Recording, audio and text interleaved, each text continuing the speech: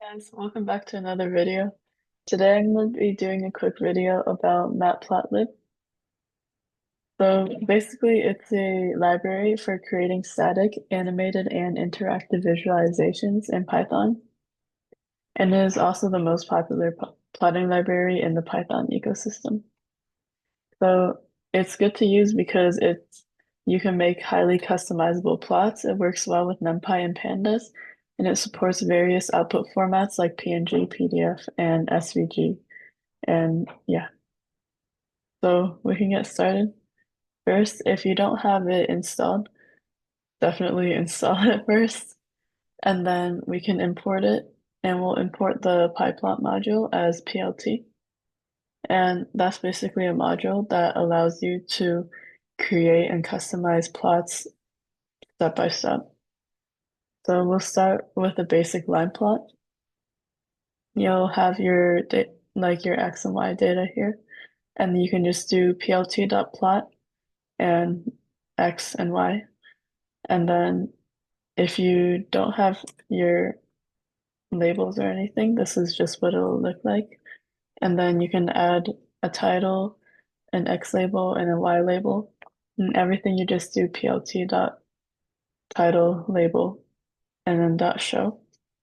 And it'll look like that with your labels. And then you can customize it. You can do like different colors and like you can do red, blue, or whatever, and like a dotted line, or you can change the markers and stuff. So like you can make it look different and stuff. And then you can also plot multiple plots on the same graph.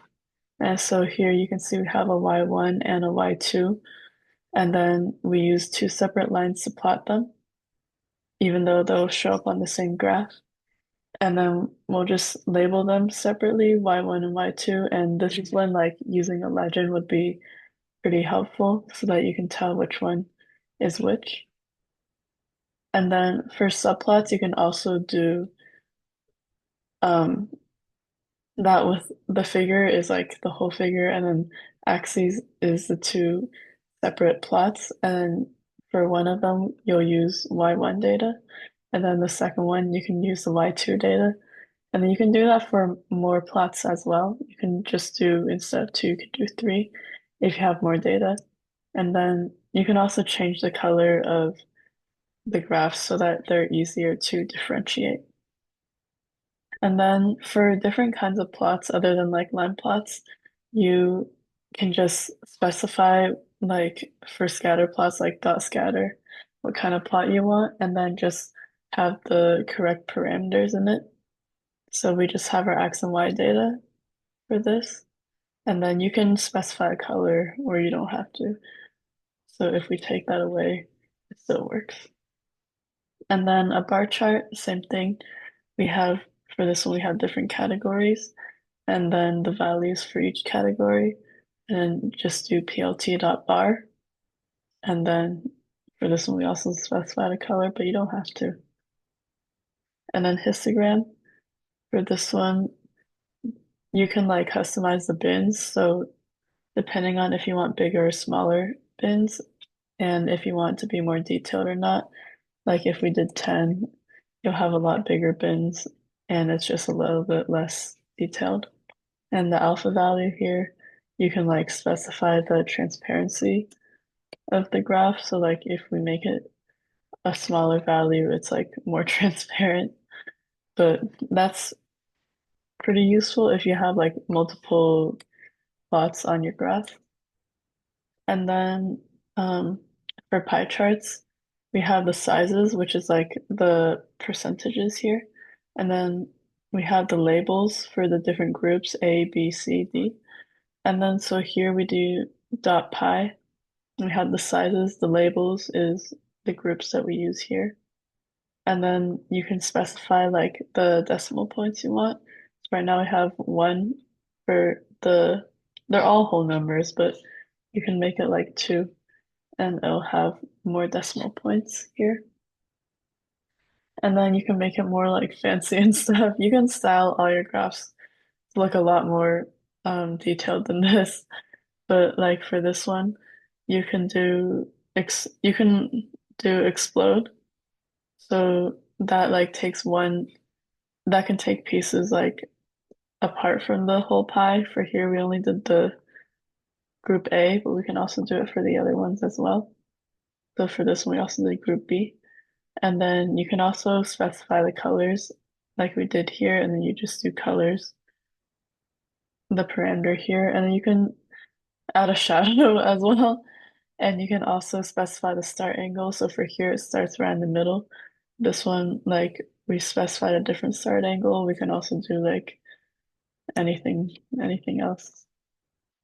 But yeah, and then there are multiple different kind of styles that are provided. You can see which ones are available here. So right now, this is like the default, but if you want to use a different one, um, you can see this is what it would look like as a default. Or if you use a different style, it just looks different. But you can see which one you like the best.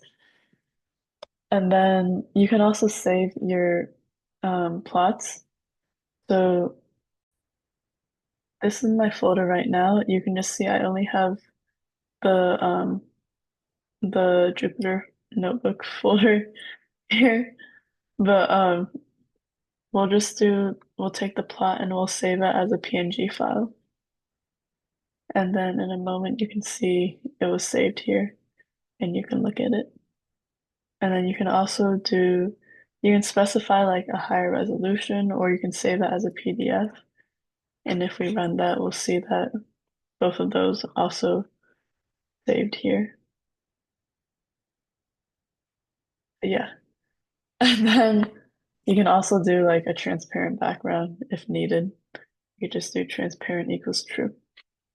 But yeah, so now we'll just like quickly do a visualization based off if you use a real data set. So we'll load from sklearn the iris data set. And so first we'll make it into a data frame. And you can see we have the columns, the length and width of the sepal and petal. And then we have the target. And so we'll create a scatter plot with it. And we'll use the length as the x-axis and the width as the y-axis. And then the target as the color. So if you pass a series for the color, Matplotlib will assign a different color for each unique value of this series.